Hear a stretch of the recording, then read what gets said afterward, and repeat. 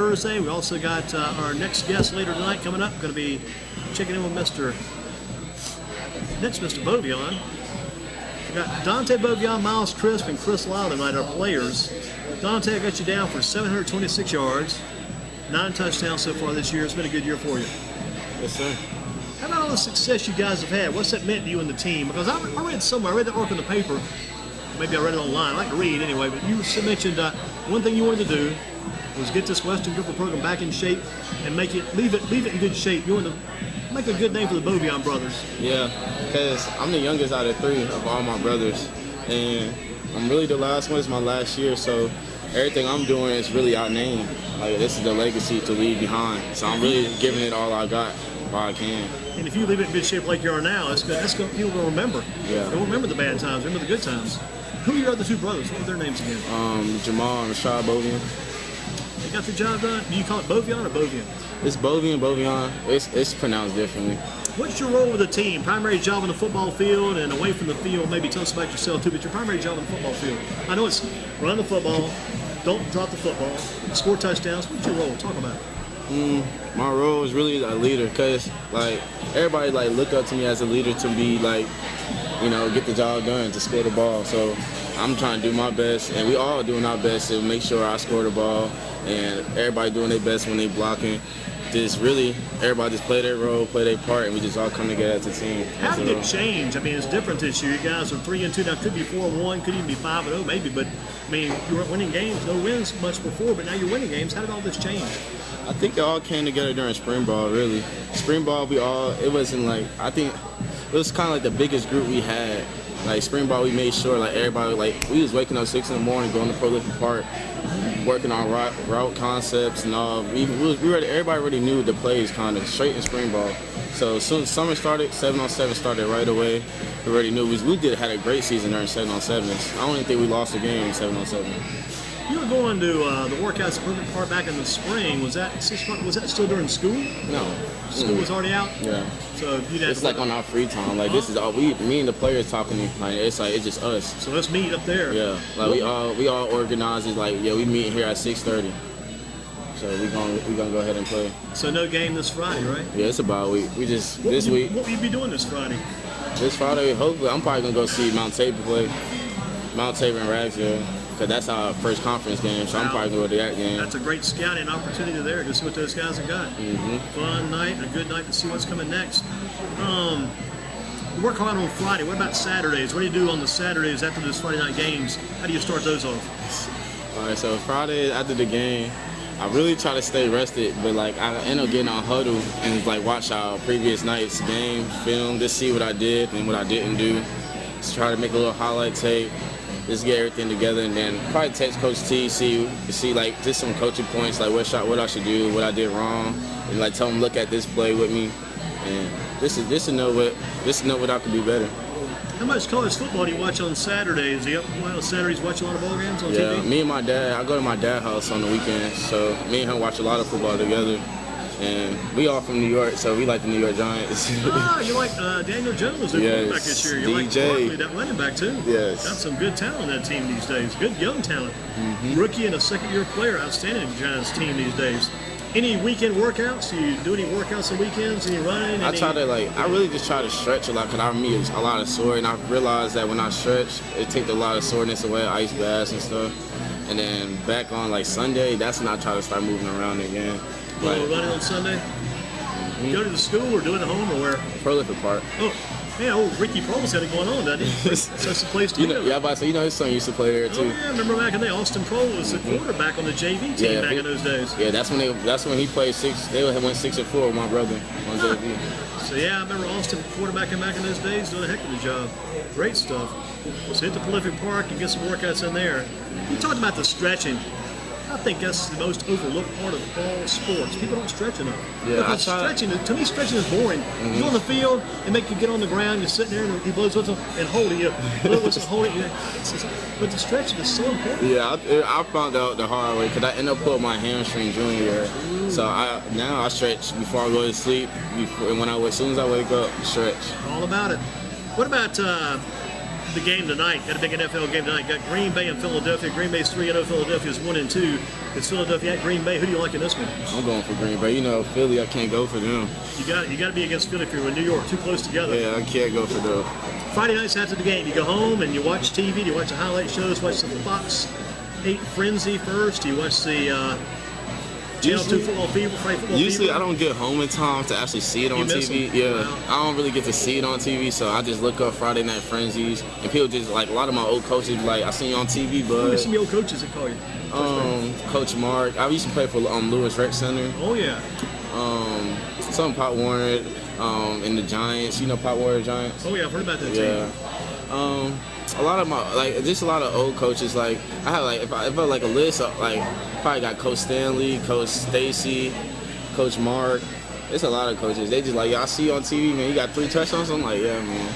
You gotta love that, right? Yes. And you go back and watch the tape of those? Yeah, on Friday Night Frenzies. That's why I just look it up and see it be like week 1, week 2, Yeah, week 3. go to your phone or your computer, check it out.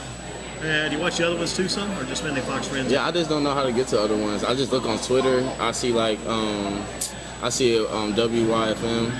I see that a lot, and then Friday night Fox 8. Anything you can get, you're gonna watch it. Yeah, Man. I try because they usually have different views, so I was like, I want to see this view. What about Twitter? You got a Twitter? Yeah, it's Dante Bovian 7. Dante Bovian 7. And you got a lot of followers? Not really.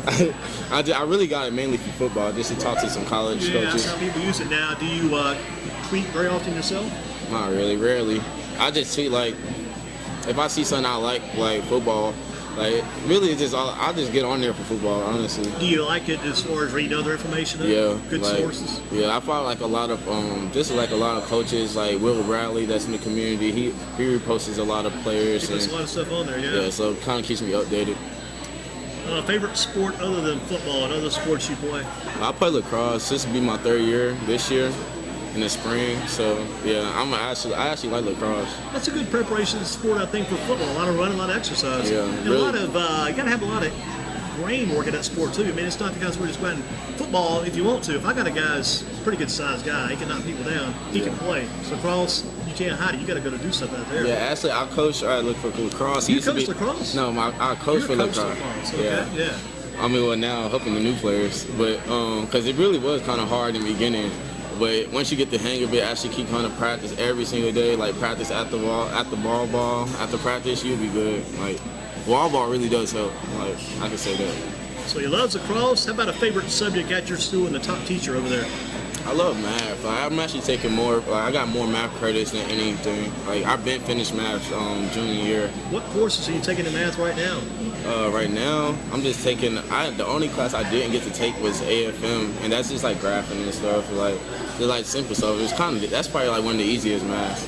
And I took like basically almost every math. You clean out the math house, and Yeah. who's the best math teacher over there? Honestly, I like the male teachers. I like Jordan and Council, Mr. Council and Mr. Jordan. Doing a good job. But I'll say like Mr. Wood is a good teacher too. He's the baseball coach. Man, yes, Matt Wood. I didn't even know he taught there. I thought he maybe just was a coach. He also is a teacher. And he's got the math in his blood then. Yeah, he's a good You teacher. can't play games in math and science. You got to be a serious teacher to teach those. You got to know what you're talking about. Exactly. How would you describe the football coach, Coach T, and some of the things he's taught you and some things you'll never forget? Coach T, he's a hard worker. Like he literally puts everything into football. Like honestly, like he thinks about football just a little bit more. And I think we think of like probably about the same because I think about football a lot. He actually puts his whole heart into this program, and I feel like I put my whole heart into this program. And that's just really the main goal. What we were trying to do, actually just turn it around as a whole. And it's working. Yeah, and it actually is working. We've gone 3-2. I honestly think we should be 5-0, but some things just don't work out. Tell you about Coach T. If I could sum him up in one word, first word that comes to my mind when you're talking, what came to my mind, I would say support. He supports everybody on that team.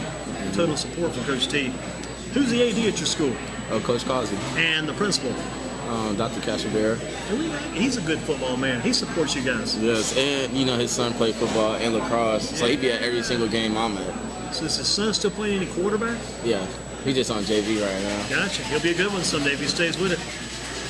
If you go to another school in the county, what school would you go to other than Western Guilford? Is there another school you have any interest in at all you would go to? Not really.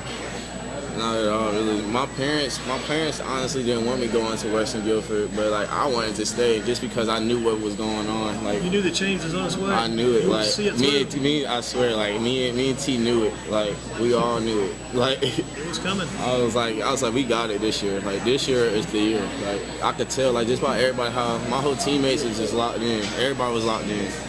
Like we all knew our goal and what the purpose was this year, and that's what we just wanted to get done. Who's the opposing team you enjoy playing the most on Fridays? Who do you like playing the most? I said I was Northwest. That was the biggest game of the year. That was a high-scoring game, too. Lost by like 8. Yeah, that's a tough loss, but again, it's been a lot of rivalry between the two over the years. Dante Bovian with us, Western Guilford running back. He's having a great year for the Hornets, having a very good year, 3-2 team. 15 years down the road, where will we see Dante Bovian? Let's see. 15 years after now, what are you going to be doing?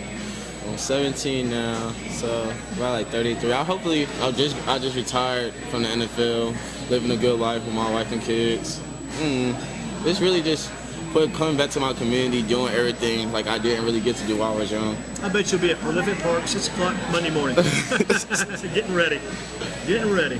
If you were president for just one day, king for a day, what would you do? Really, I would just try to open up a lot more jobs. Like just really come into the low income part of like towns and just see like what's really the problem is. Like really dig deep, because like really the president don't really know because they the president. They're like a high class person. Like, and I'll just try to really I'll just try to do a whole bunch of surveys like from an average person and the low income parts of a person too, and just try to fix it, trying to find the in and outs of it. So work on our economy. Exactly. And help everybody have a chance. $15 an hour minimum wage maybe might be a goal. Hey, a lot of Might be a start.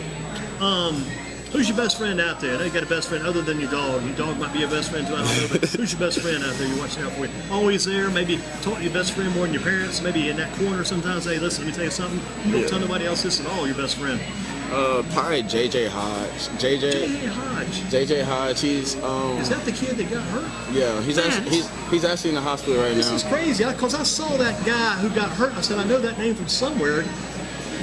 Dante, tell us. Yeah, if you look at my car, it says "Pray for JJ" all on the back. On the back of your car? Yeah, that's my best friend. We've been best friends since 2nd grade. It's amazing because I knew that. I saw it on the news and Twitter. Yeah, his mom opened up. And I said, I know this kid. His name rings a bell, but I can't place it. He's the kid that was on the foot of the car and fell off and got run over.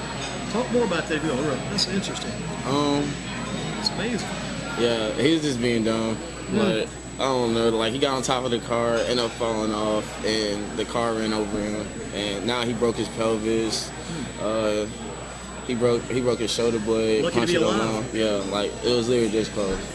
JJ Hodge, Western Guilford kid too? Nah, he's from Greensboro. I wonder where he was from. But man, I saw that name. I said, gosh, that guy rang a bell. Yeah, he actually played baseball too. He got a couple offers. That's what really sucks. A couple of offers too. That really makes it sad. That's what really sucks. Yeah, but he's always been the one to look into me with sports. Like always, like he been at every game, student section. He don't even go to our school. He's in our student section. Really?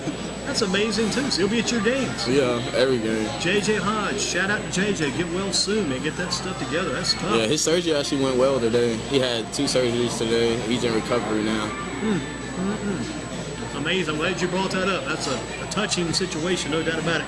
Closing us out with Dante Bovian, Western Guilford Hornets, 3-2 on the year, having a great season.